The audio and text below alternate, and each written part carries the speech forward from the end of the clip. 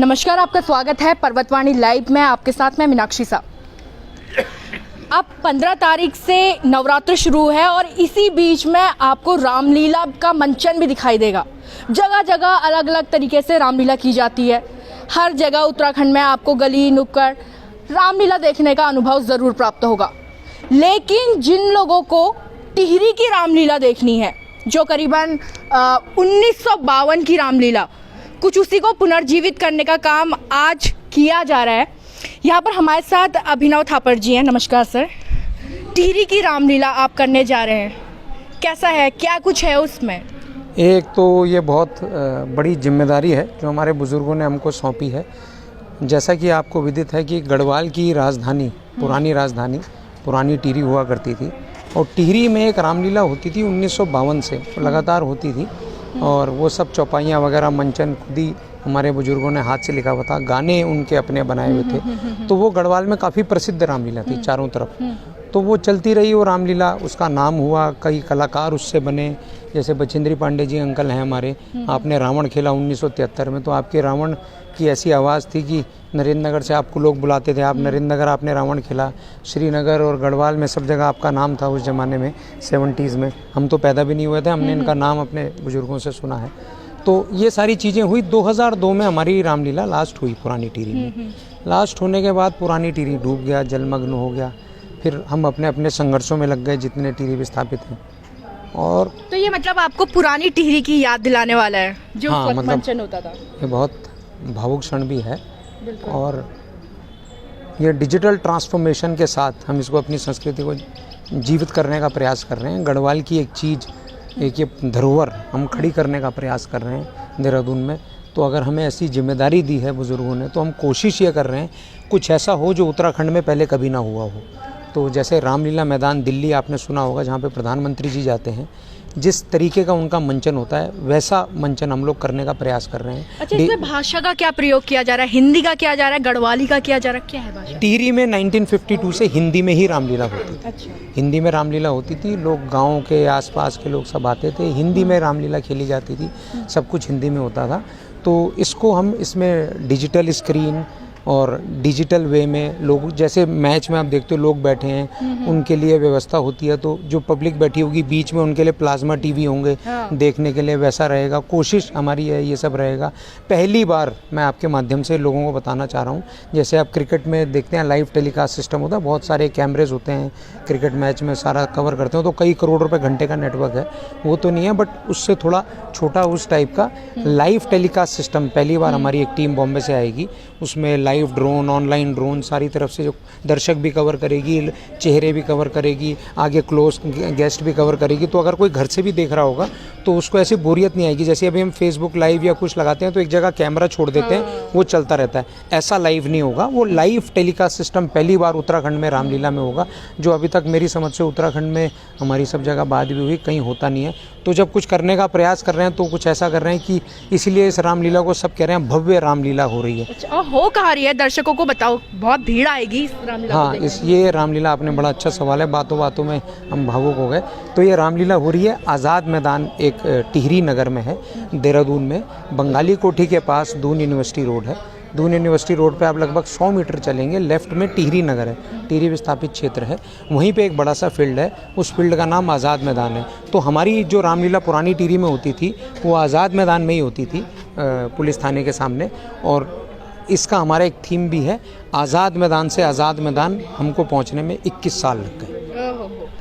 तो आज़ाद मैदान पर आप लोग आइए और जो नई तरीके से इन्होंने रामलीला बनाई है उसे देखने का अनुभव लीजिए। आपने देखा होगा इस वक्त बहुत सारे रंगमंच में अभी रामलीला होगी। नवरात्र का सीज़न है तो 10 दिन, जब तक दशहरा होता है उस दिन तक, विजयादशमी तक रामलीला चलते रहती है। अब उसमें सबसे एक महत्वपूर्ण किरदार होता है जिसका नाम है रावण। तो हम रावण जी के पास भी चलते हैं। इन्होंने रावण का किरदार किया था, लेकिन फिलहाल ये दशरथ का किरदार कर रहे हैं। मैं लेकिन रावण के किरदार में आपसे कुछ सुनना जरूर चाहूँगी क्योंकि उसकी मांग बहुत है। जरा कुछ हो जाए रावण जी। आप क्या सुनना चाहते हैं? कुछ भी सुना दीजिए जो आपको सबसे ज्यादा पसंद आए। डायलॉग में दूं जगह? बिल्कुल बिल्कुल। गाना सुना दे छोटा सा। हाँ जी बिल्कुल। गाना सुना दीजिए। समझ समझ तू राज दुलारी, समझ समझ तू राज दुलारी, तेरे दरस को मैं आया यारी। 20 भुजा मामा हूँ 10 सिकंदर, 20 भुजा मामा हूँ 10 सिकंदर, देखी डरे सब सकल धुरंधर, तेरे पति ने सुध बिसराई, अब नहीं तेरी खोज कराई। रोवत रोवत क्यों तू हारी, रोवत रोवत क्यों तू हारी, तेरे दरस को मैं आया यारी। बहुत खूब, बहुत खूब। और एक कहते हैं ना कि कलाकार जब अपनी कलाकार प्रस्तुति दे रहा होता है तो सब भूल जाता है। मुझे लगता है वो ऐसे रोल में चले गए कि उन्होंने मेरा माइक कब खींच लिया उन्हें पता ही नहीं चला। और फिर 50 साल बाद ये वापस दशरथ के रोल में अब आ पा रहे हैं। कैसा है ये सारा अनुभव? कैसा आपने राम का रोल किया, रावण का रोल किया, अब दशरथ का रोल कर रहे हैं? मैं इस समय दोबारा इस रोल में मतलब दशरथ के रोल में आके अपने को बहुत भाग्यशाली समझता हूँ। हाँ। बहुत बड़ी इच्छा पूरी हुई 50 साल के बाद। भावुक भी हो रहे हैं आप? भावुक भी हो रहे हैं? क्योंकि मुझे इन बच्चों ने बुलाया कि आपको ये लड़का है, इन्होंने कहा मुझे आपको अंकल नरेश वो दशरथ बनना है, आप 10 का रोल करेंगे। तो मैंने भगवान राम से प्रार्थना की, प्रभु दशरथ जी 75 साल की उम्र में चौथी अवस्था में उनके पुत्र हुए थे, चलो मैं 73 साल का तो हो ही गया हूँ, तो दशरथ के मैं फिट बैठता हूँ, दशरथ के मैं फिट बैठता हूँ। और बहुत ही मैं उत्साहित हूँ कि मुझे ये रोल इन लोगों ने दिया है, मुझे इस काबिल समझा है कि 50 साल के बाद पुनः मुझे आज स्टेज में उतरने का, मंच उतरने का मौका मिला। इसके लिए मैं सब रामलीला कमेटी का, थापर हुए, पंत जी हुए, नरेश हुए, सबका शुक्रगुजार हूँ जो मुझे याद करते हैं। जी, बहुत बहुत बधाई आपको। और बहुत बढ़िया किरदार करेंगे आप, क्योंकि आप खुद वैसे भावुक हो गए हैं। एक कलाकार बेहद मासूम होता है, ये तो आप लोगों ने भी सुना होगा। अच्छा, मैम से यहाँ पर जानती हूँ, अमूमन जैसे हम रामलीला देखते हैं, मेरे वहाँ की खुद की रामलीला जो हमने अपने घर पे देखी है, बागेश्वर में बात कर रही हूँ, वहाँ लड़कियों का रोल लड़के करते हैं। सीता मैया आज तक लड़के ही बनी, अब उसे हे माता कहें या हे पिता कहें समझ नहीं आता। यहाँ कैसे होगा? आप लोगों ने जैसे बात करी कि हम लोग टेक्नोलॉजी को लेके आ रहे हैं, टेक्नोलॉजी तो झट से पकड़ लेगी कि लड़का है लड़की है। सबसे पहले मैं पर्वतवाणी न्यूज़ का हार्दिक आभार करती हूँ कि आप लोग अपने चैनल के माध्यम से हमारी जो भावनाएं हैं, हमारे आवाज़ को या हमारे जो ऐतिहासिक रामलीला होने जा रही है उसको जनता तक पहुंचा रहे हैं। और आजकल की जो पीढ़ी मैं देखती हूँ अपने बच्चों को, वो टीवी में व्यस्त हैं, वो मोबाइल में व्यस्त हैं, उन्हें पता ही नहीं हमारी ऐतिहासिक धरोहर क्या थी। और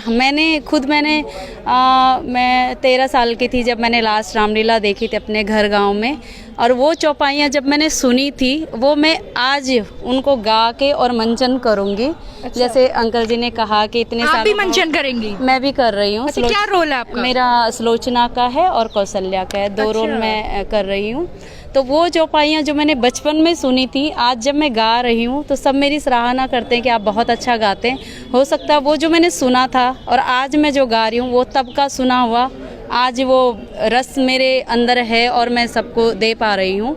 तो मैं यही चाहती हूँ, और सब हमारे जो भी हमारे अध्यक्ष साहब हैं, हमारे उपाध्यक्ष साहब हैं, जो मतलब इसमें लड़की का किरदार लड़की ही कर रही है? लड़की इसमें लड़की कर रही है। और मेन इसमें अभी थोड़ा सा पहले महिलाओं को कम ये आज़ादी थी, मैं इस नज़रिया से देखती हूँ, या मैं गलत देख रही हूँ सही देख रही हूँ मैं नहीं जानती, लेकिन पहले थोड़ा सा बंधन था, इसलिए पुरुष ही उस अभिनय को निभाते थे। लेकिन आज बेटियाँ बहुत आगे हैं और सब हमारे जो पुरुष हैं उन्हें सराहना दे रही हैं बेटियों को, ऐसी बात नहीं है। बेटी और बेटे में अब कोई फ़र्क नहीं रह गया, हमें भी वो मंचन करने का मौका मिल रहा है, तो मैं यही कहना चाहूँगी। ठीक है, चलिए अभी थोड़ा सा जल्दी औरों से भी बात करेंगे। अच्छा, अभी रिसेंट एक मूवी आई आदि पुरुष, जिसने रामायण के नाम पे हमें कुछ ऐसा दिखाया जो हमारी कल्पनाओं से भी परे था। तो आधुनिकता के नाम पे अभी आप लोग रामायण कर रहे हैं, तो ये सवाल बनता है कि आधुनिकता के नाम पे इस तरीके से जो रामायण पेश की जा रही है, लोग पर क्या फ़र्क पड़ रहा होगा उसका? देखिए, स्वाभाविक सी बात है, अगर आधुनिकता में अश्लीलता परोसी जाएगी तो स्वाभाविक बात है कि सभी पे गलत असर पड़ेगा, बच्चों पे गलत असर पड़ेगा, देखने वालों पे गलत असर पड़ेगा। लेकिन मैं आदि पुरुष को हटाकर बात करता हूँ, हम अपनी रामलीला की बात कर लेते हैं, क्योंकि हमारी रामलीला में जो आधुनिकता है वो रामलीला की जो काव्य पाठ है उसको लेकर आधुनिकता नहीं है, वो बिल्कुल वैसा ही है जैसे 1952 में हुआ करता था।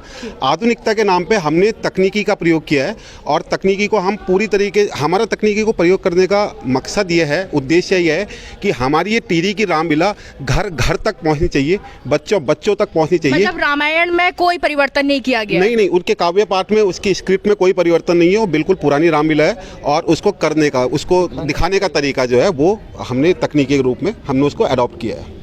चले, यहाँ पर बहुत अच्छी बात इन लोगों ने कही है कि आधुनिक रामायण होगी, लेकिन जो तकनीकी चीज़ है उनके द्वारा, ना कि उनके काव्य पाठ पे छेड़छाड़ की जाएगी, जैसे हमने कुछ पिक्चरों में देखा था या किसी अन्य चीज़ों में देखा था। तो आप लोग भी आए, एड्रेस बता दिया है, आज़ाद मैदान पे, बंगाली कोठी के पास पे ही पड़ेगा, एड्रेस पूछ लीजिएगा। देहरादून पे आप आए और टिहरी नगर पे आपको ये सारा जो रामायण मंचन है वो देखने को मिलेगा। तो उम्मीद है रामायण मंचन में आप लोग भी आएंगे, अपनी सहभागिता निभाएंगे और आप अपने धर्म के बारे में कुछ थोड़ा बहुत जानेंगे। तब तक बने रहिए पर्वतवाणी लाइव के साथ।